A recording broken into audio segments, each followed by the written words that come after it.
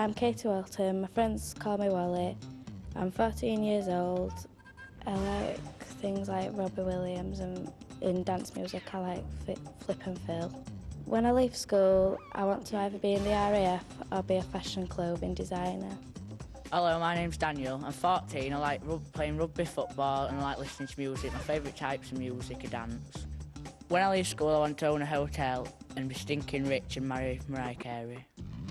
Hi, my name is Bianca. I'm 17 years old and I like horse riding and lots of outdoor activities like abseiling and canoeing. And when I leave school, I want to be a physical difficulties teacher.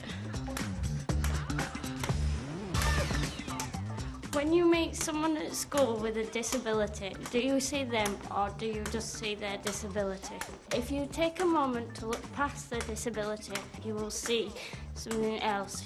Like you or me, they are just an ordinary kid.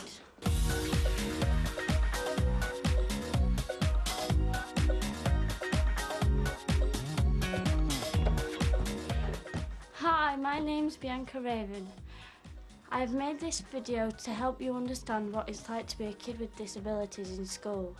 Obviously there are lots of kinds of kids with lots of kinds of disabilities. We couldn't cover them all, so this is about me. I hope you like it. When I was younger, if my mum asked me what I wanted for my birthday, I would say I wanted to be normal. Now I realise that I am normal. It's just my kind of normal. I'm dead normal. I leave my room a mess, play my music too loud. My favourite food's stuffing at Christmas. I've got a house full of pets. We've got 2 cats, Jazz and Youth. I enjoy watching all my soaps. I'm a real soap junkie. I've got a guinea pig that's called Wiggy because he looks like a wig on legs. My favourite bands are Pink, No Doubt and Russell Watson. When I listen to Russell Watson, I feel like I'm in another world, and Pink and No Doubt are like really lively and upbeat and make me feel jolly. All people with disabilities want is for you to treat us like ordinary people. Maybe you think that's hard, but it isn't. The first thing I want you to do is treat me like anyone else.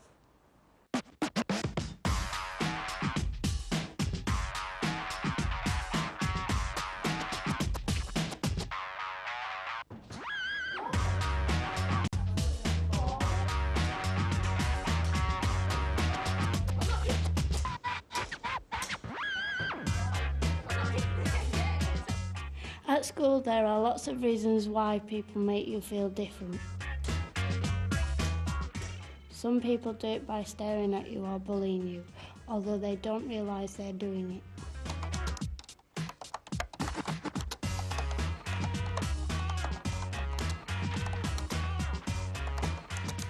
This is my note taker.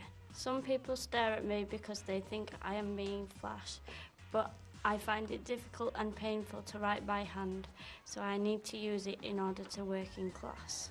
When I first got my note taker, I used to get bullied by people in my class because they didn't understand what I used it for and why they didn't have one. People now feel more comfortable about it and come and ask me questions so I can easily explain what it's for.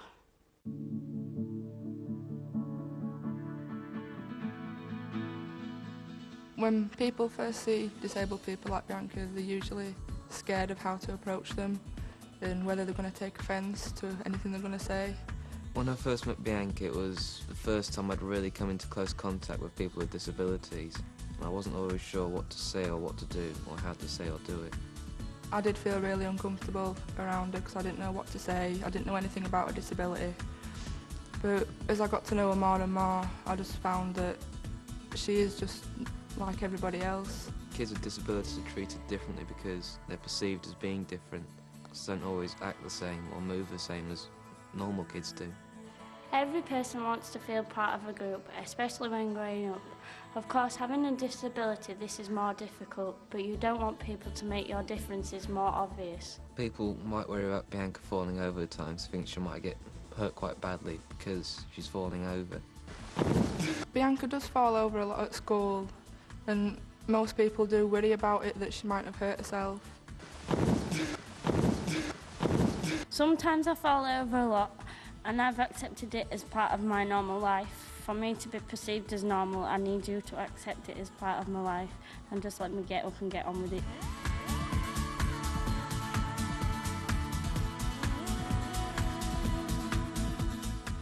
If someone comes into school with their leg or arm in plaster, the other kids will ask what happened. Yet if someone comes into school with a disability, the other kids will tend to ignore them and not ask what happened because of fear of what to say. People shouldn't be afraid to ask other people about a disability, because if you don't ask, you don't find out. I don't think people should be afraid to ask, because if you don't ask, you never know. It's easier for, like, Bianca as well, because then you know that you're on the same level as them and you're not, like, beating about the bush and avoiding the question. I'm really happy to explain my disability. I have cerebral palsy, which basically means my legs don't work properly, but my mind does.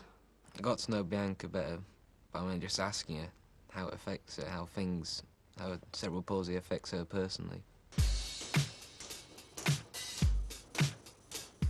Just because I have a disability in my body, it does not mean that I am stupid or can't understand what people are saying.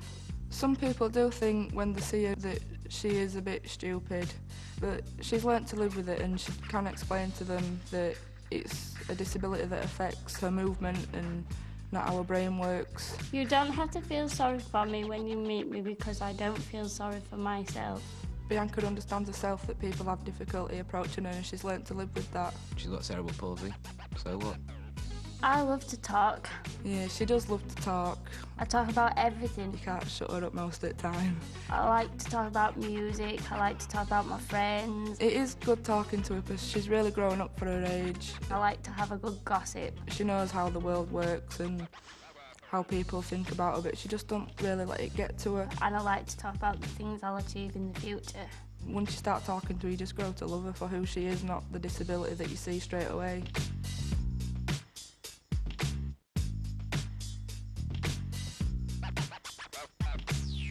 Because people you will meet at school with disabilities are just ordinary, they can achieve things just like ordinary kids.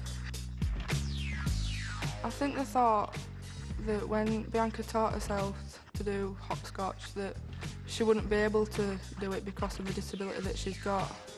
And she doesn't want people thinking, oh wow, look at her, she can do this. She just wants people to see her as, oh, she's just another kid, she's playing hopscotch just like other kids do.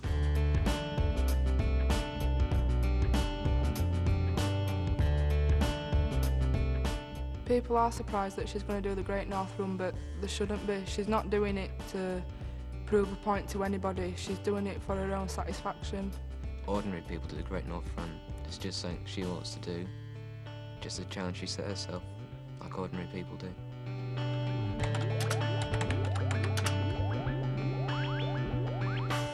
At college I am studying 4 A-levels. I am doing history, sociology, psychology and law. There is nothing special about this, as lots of kids do them, whether they have a disability or not. People are sometimes amazed that Bianca's doing 4 A-levels. I'm not surprised Bianca's doing A-levels, because I don't have a disability, but I didn't do A-levels. People with disabilities that you meet at school may look different to you, but really they're not different at all. Unlike anyone else, they can sometimes achieve really amazing things. One of my heroes is Tanni Grey-Thompson. She has won more gold medals than any other Welsh athlete and is also disabled. Nordland of Sweden in second place, but look at the gap between Tanni Grey. She is a different class, and that is 4 gold medals for Tanni Grey-Thompson. In America, Franklin Roosevelt was the only president to serve 4 times, and he was also disabled and used a wheelchair. Stephen Hawking uses a wheelchair, but he is also one of the greatest scientists of all time. Where did we come from, and how did it all begin? Stephen Hawking can't communicate without the use of his electronic voice box, but he can explain the universe more clearly than anyone since Einstein. You tell me which is more important.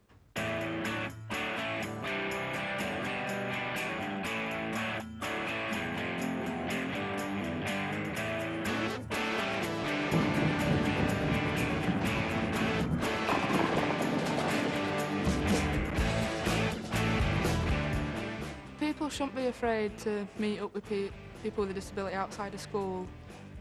I mean, they do like doing normal things, going to the cinema, going bowling or anything else. Some kids at school assume that you must always go home after school or stay at home in the school holidays. It's a general misunderstanding that makes many people with disabilities feel lonely. People just think that they don't want to do that they're just going to hide away in the room, away from it all and not have a social life. Don't assume we don't socialise.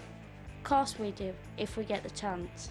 The best thing about being friends with Bianca is that I've got to know a really good friend, and she's one of my best friends. I can tell her anything, and we are really close.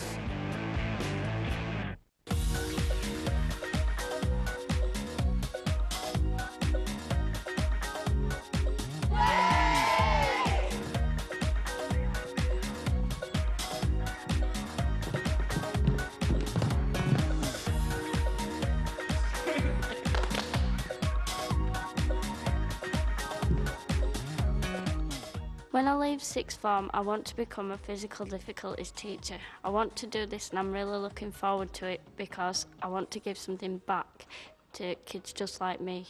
Don't think I'm special because I'm doing this, because I'm not. I'm just an ordinary kid. Yeah, Bianca is just an ordinary kid. She has got a disability, but once you look beyond the disability, you'll see that she's just like everybody else. Ordinary might not be a correct word. She is Bianca, but she's not different.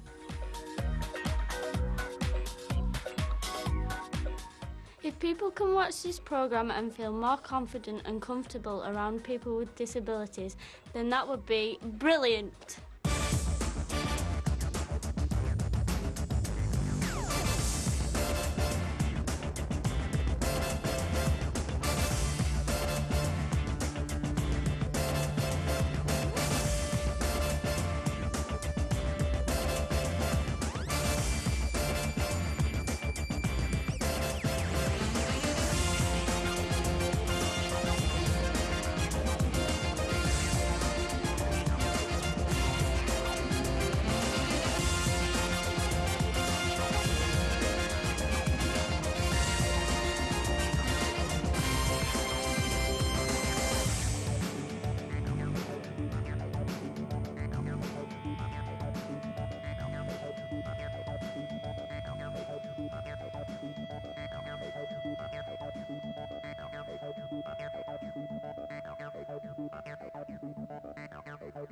It's a wrap, everybody.